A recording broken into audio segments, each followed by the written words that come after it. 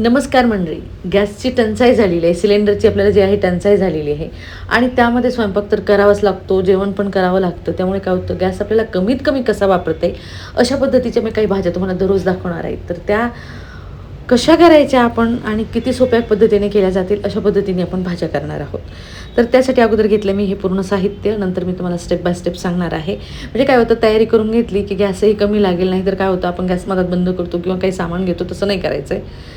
तर कुकर घेतलं आहे. आता आपण सगळ्याच भाज्या कुकरमध्ये करणार आहोत. तर कुकर घेतलं आहे, त्यामध्ये चांगलं 2 चमचे तेल घातलं आहे, अर्धा चमचा मोहरी घालायची, अर्धा चमचा जिरं घालायचं आहे. जिरं आणि मोहरी तडतडली की त्यामध्ये घालायचा एक बारीक चिरलेला कांदा. तेल पण घातलं आहे मी आणि नंतर तापल्यानंतर आपल्याला त्यामध्ये मी जिरं मोहरी घालून घेतले, कांदा आणि नंतर घालायचा एक टोमॅटो. तर टोमॅटो घातल्यानंतर आपल्याला हे एकसारखं फ्राय करून घ्यायचं आहे. जोपर्यंत मऊ होत नाही तोपर्यंत आपण याला फ्राय करून घेणार आहोत. तर इथे तुम्ही बघू शकता कांद्याचा आणि टोमॅटोचा रंग चांगलाच बदललेला आहे. तर फ्राय करताना फक्त हे स्टेप लक्षात ठेवायची, कांदा आणि टोमॅटो जे आहे ते व्यवस्थित फ्राय होऊ द्यायचं आहे. आणि शिजण्याचा जो वेळ लागणार आहे पातेल्यामध्ये किंवा कढईमध्ये आपण शिजून घेतो, तो वेळ आपण कुकरमध्ये शिजून घेणार आहोत. तर त्यानंतर घालायचं आहे, म्हणजे आपलं कांदा आणि टोमॅटो फ्राय झाल्यानंतर मी चांगलं 1 चमचा लसणाची पेस्ट टाकलेली.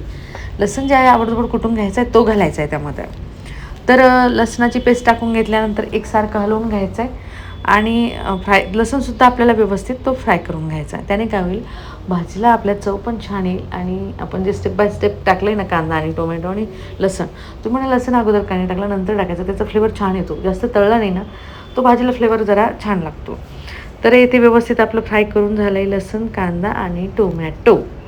तर इथे फ्राय करून झाल्यानंतर गॅस आपल्याला मिडियम करायचा आहे आणि हे फ्राय झाल्यानंतर आपल्याला करायची पुढची प्रोसिजर.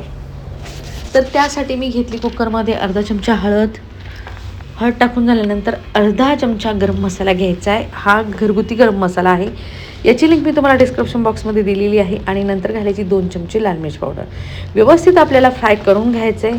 फ्राय करून घेतल्यानंतर जोपर्यंत तो मसाला आणि लाल मिर्च पावडर आणि हळद आपली चांगली फ्राय होत नाही तोपर्यंत 1 मिनिटासाठी ते फ्राय करून घ्यायचं आहे. नंतर पाण्यात भिजत घातलेली डाळ नाही आहे, भिजत घातली असती तरी चालेल, पण भाजीसोबत शिजवायची, त्यामुळे काय केलं, फक्त धुवून घेतली आणि त्यामध्ये पाणी टाकून ठेवलं फोडणी घालेपर्यंत. तर ही डाळ आपल्याला मुगाची डाळ घातलेली आहे मी चांगली अर्धी वाटी, कारण एक जोडी आपली शेपूची भाजी आहे, त्यासाठी अर्धी वाटी मुगाची डाळ मी पाण्यातून धुवून काढलेली आहे आणि चांगली तेलामध्ये आणि आपल्याला ह्या मसाल्यामध्ये फ्राय करून घ्यायची. तर इथे फ्राय करताना 2 मिनटं फ्राय करून घ्यायची. नंतर काय करायचं आहे, शेपूची भाजी घेतलेली आहे मी, चांगली निवडून घेतली, धुवून घेतली आणि नंतर कापून घेतलेली आहे. तर बारीक चिरून घ्यायची आहे आणि ती शेपूची भाजी जी आहे पूर्ण आपल्याला कुकरमध्ये टाकून घ्यायची.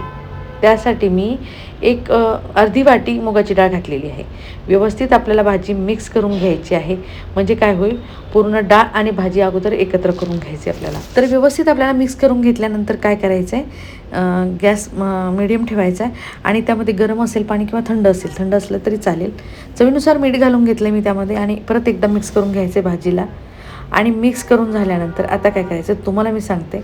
तुम्हाला जर थोडीशी कच्ची भाजी ठेवायची असेल, म्हणजे डाळ थोडीशी कच्ची ठेवायची असेल, म्हणजे मोकळी ठेवायची असेल, तर अर्धा कप पाणी टाकायचं आहे फक्त आणि एकच शिट्टी होऊ द्यायची, जास्त शिट्टी होऊ द्यायची नाही कुकरची आपल्याला. तर येथे मी चांगलं 2 कप पाणी घातले, कारण थोडीशी मला नरम आणि गाळ शिजून घ्यायची आहे. त्यामुळे मी काय केलं आहे, चांगलं 2 ग्लास पाणी घातलं आहे आणि त्याच्यात एक शिट्टी होऊन पूर्ण हवा धरू दिली, म्हणजे 2 शिट्ट्या मी पूर्ण कंप्लीट करून घेणार आहे ते. तर पाणी घालून घेतल्यानंतर आपण कुकरचं झाकण नंतर शिट्ट्या झाल्यानंतर एकदा चेक करून बघणार आहोत. मस्त मऊसूत अशी भाजी आपली शिजलेली आहे. गरमागरम तुम्हाला टिफिनमध्ये द्यायला, मुलांनासुद्धा द्यायला, सगळेच जण आवडीने खातील अशा पद्धतीची भाजी झालेली आहे. फक्त तुम्हाला मोकळी जर ठेवायची असेल तर त्यासाठी काय करायचं, पाणी कमी टाकायचं आणि एकच शिट्टी होऊ द्यायची आहे आपल्याला, म्हणजे हवा धरू द्यायची.